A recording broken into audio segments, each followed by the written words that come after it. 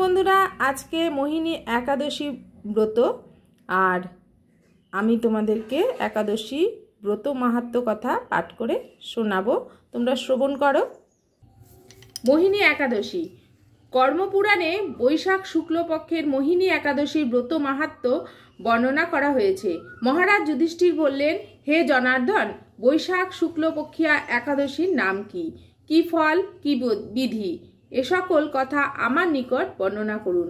উত্তরে ভগবান শ্রীকৃষ্ণ বললেন, হে ধর্মপুত্র, আপনি আমাকে যে প্রশ্ন করেছেন, পূর্বে শ্রী রামচন্দ্র বশিষ্ঠের কাছে এই একই প্রশ্ন করেছিলেন।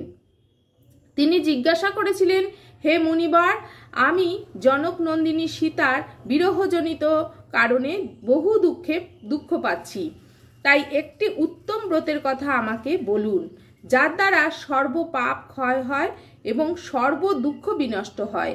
এই কথা শুনে বশিষ্ঠদেব বললেন, হে রামচন্দ্র, তুমি উত্তম প্রশ্ন করেছ। যদিও তোমার নাম গ্রহণেই মানুষ পবিত্র হয়ে থাকে, তবুও লোকের মঙ্গলের জন্য তোমার কাছে সর্বশ্রেষ্ঠ ও পরম পবিত্র একটি ব্রতের কথা বলছি। বৈশাখ মাসের শুক্লপক্ষিয়া একাদশী মোহিনী নামে প্রসিদ্ধা। এই ব্রত প্রভাবে মানুষের সকল পাপ, দুঃখ ও মোহজাল অচিরেই বিনষ্ট হয়। তাই মানুষের উচিত সকল পাপ ক্ষয়কারী, সর্বদুঃখ বিনাশী এই একাদশী ব্রত পালন করা। একাগ্র চিত্রে তার মহিমা তুমি শ্রবণ করো। এই কথা শ্রবণ মাত্রেই সমস্ত পাপ বিনষ্ট হয়। পবিত্র সরস্বতী নদীর তীরে ভদ্রাবতী নামে এক সুশোভনী নগরী ছিল। চন্দ্রবংশজাত ধৃতিমান নামে এক রাজা সেখানে রাজত্ব করতেন।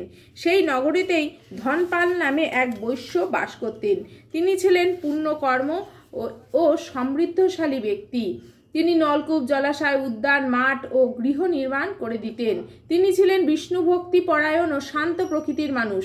সুমনা, দ্যুতিমান, মেধাবী, সুকৃতি, ধৃষ্টবুদ্ধি নামে তার 5 জন পুত্র ছিল। পঞ্চম পুত্র ধৃষ্টবুদ্ধি ছিল অতি দুরাচারী। সে সর্বদা পাপ কার্যে লিপ্ত থাকত। পরস্ত্রী, সঙ্গী, বেশ্যাসক্ত, লম্পট, দ্রুতক্রীড়া প্রভৃতি পাপে সে অত্যন্ত আসক্ত ছিল। দেবতা, ব্রাহ্মণ ও পিতামাতার সেবায় একেবারেই তার মতি ছিল না। সে অন্যায় কার্যে রত, দুষ্ট স্বভাব, পিতৃধন ক্ষয়কারক ছিল।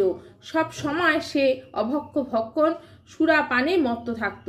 পিতা ধনপাল একদিন পথ চলছিলেন। হঠাৎ তিনি দেখতে পেলেন ধৃষ্টবুদ্ধি এক বেশ্যার গলায় হাত রেখে নিঃসংকোচে ঘুরে বেড়াচ্ছে। তার নির্লজ্জ পুত্রকে এভাবে চৌরাস্তায় ভ্রমণ করতে দেখে তিনি অত্যন্ত মর্মাহত হলেন। এই কুস্বভাব দর্শনে ক্রুদ্ধ হয়ে তিনি তাকে গৃহ থেকে বার করে দিলেন। তার আত্মীয় স্বজনও তাকে পরিত্যাগ করল। সে তখন নিজের অলঙ্কারাদি বিক্রি করে জীবন অতিবাহিত করত। কিছুদিন এইভাবে চলার পর অর্থাভাব দেখা দিল। ধনহীন হয়ে সে বেশ্যাগণ তাকেও পরিত্যাগ করল। অন্ন বস্ত্রহীন ধৃষ্টবুদ্ধি ক্ষুধা তৃষ্ণায় অত্যন্ত কাতর হয়ে পড়ল। অবশেষে নিজের গ্রামে সে চুরি করতে শুরু করলো। একদিন রাজপ্রহরী তাকে বন্দি করলো, কিন্তু পিতার সম্মানার্থে তাকে মুক্ত করে দিল। এইভাবে বার কয়েক সে ধরা পড়ল ও ছাড়া পেল, কিন্তু তবুও সে চুরি করা বন্ধ করলো না। তখন রাজা তাকে কারাগারে বন্ধ করে রাখলেন।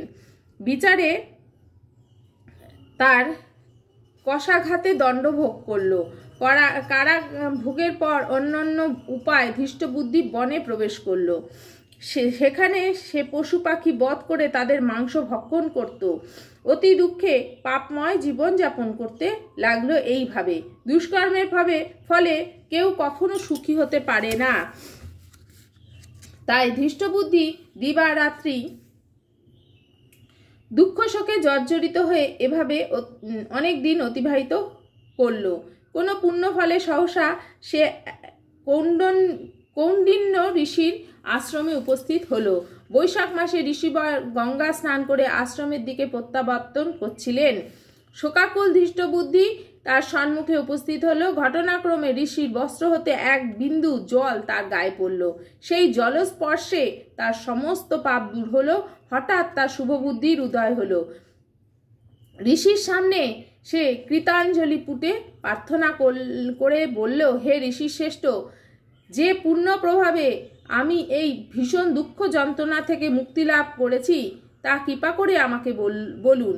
ঋষিবর বললেন, বৈশাখ মাসের শুক্লপক্ষে মোহিনী নামে যে প্রসিদ্ধ একাদশী আছে, তুমি সেই ব্রত পালন করো। সেই ব্রতের ফলে মানুষের বহু জন্মার্জিত পর্বত প্রমাণ পাপ রাশিও ক্ষয় হয়। মহামুনি বশিষ্ঠ বললেন, কৌণ্ডিন্য ঋষির উপদেশ শ্রবণ করে প্রসন্ন চিত্তে ধৃষ্টবুদ্ধি সেই ব্রত পালন করল। হে মহারাজ রামচন্দ্র, এই ব্রত পালনে সে নিষ্পাপ হলো, দিব্য দেহ লাভ করলো।